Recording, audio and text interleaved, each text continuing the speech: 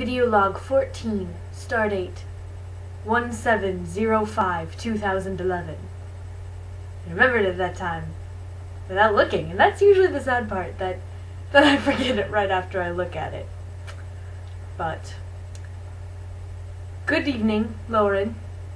Not good morrow this time, because it is indeed quite late.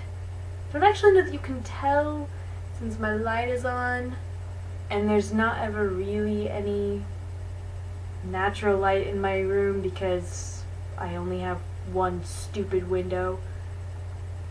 You also left coffee, but probably I'm just gonna use it.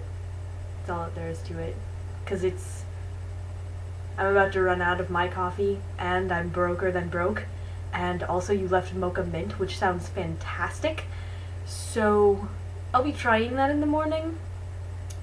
Thanks. There's also some half-calf. So I'm pretty excited about my caffeinated adventures that should be coming. Yeah, I've actually been drinking a lot of tea, not just chai tea, but even my breakfast tea.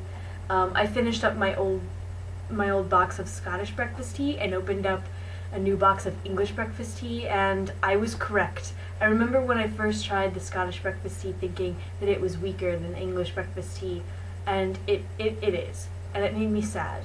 But I'm really glad that I'm back to my English breakfast tea because it's just really good. As far as being a hipster is concerned, I would only ever be a hipster ironically. That's the only way that I would ever wear that label. 'Cause I don't wear labels, Lauren. Labeling is so plebeian. I'm above that. Disregard the fact that I just labeling things as plebeian. I'm not gonna lie, I didn't quite follow your story as far as the coupons are concerned. Like the one that you wrote on one of the pamphlets didn't get it. Though it made me giggle that you named your bear Humberto, or however you say it. Yeah. And also watching you dance, always great material, always makes me laugh. Not exactly sure if that's the best thing to say about someone's dancing, but it's you, so I figure you'll take it pretty well. I also had a message for Kelsey. Don't worry, honey, your nostrils are so attractive. Don't worry about that at all. Don't. So anyway, I was going to tell you about my idea, because I realized that I haven't really done that very much, but I think I'm going to try proving that we have entered into post-postmodernity, or something of that nature.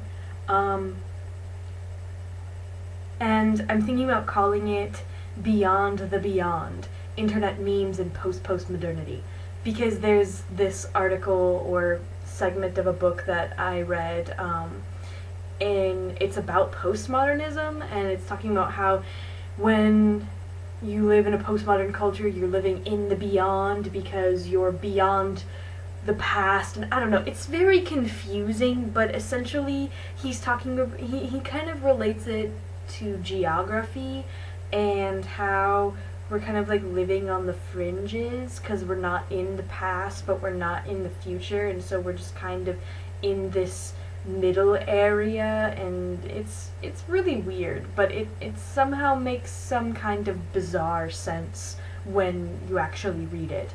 But so that's kind of what I'm referring to, because if we're in post-modernity, then we're beyond, living in the beyond, and I don't really know what that means, but I think it means something. Yeah, I'm running into a little bit of trouble because I'm not entirely sure how to define post-postmodernity, and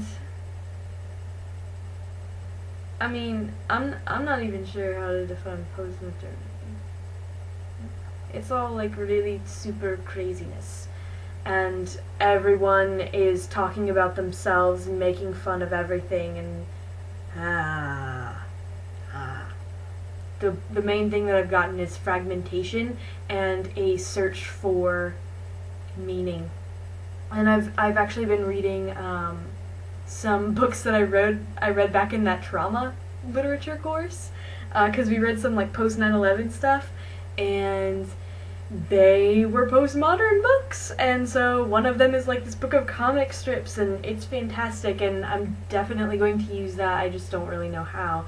And the other one is a book called Extremely Loud and Incredibly Close by Jonathan Safran Foer. No, it's a very good book, and I've been picking up just like little nuggets of awesome from it that I can use, and I don't know, I'm just super excited that I get to use all of this stuff that I love and that I'm interested in my research. Like, I get to talk about history, I get to talk about trends, I get to talk about big ideas, I get to talk about people, I get to talk about books that I love, I get to read books that I love, I get to learn about really super interesting people and crazy awesome fantastic ideas, and then I get to make my own stuff with it.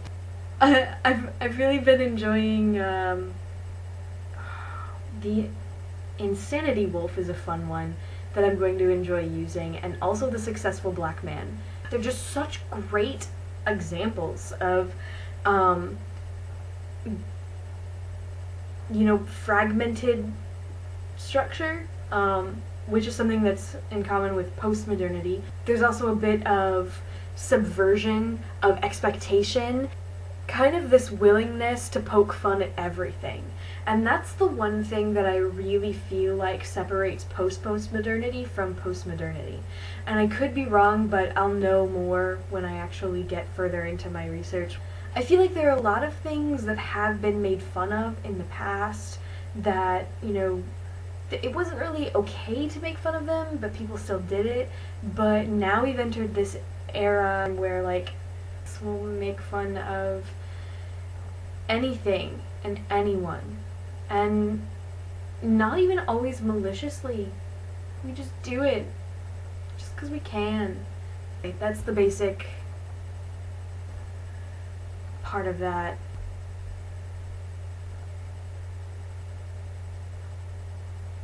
Well, till tomorrow/Thursday. Bye!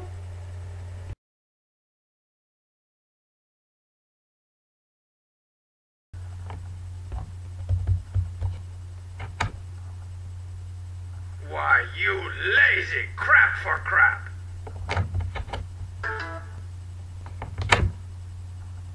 Why, you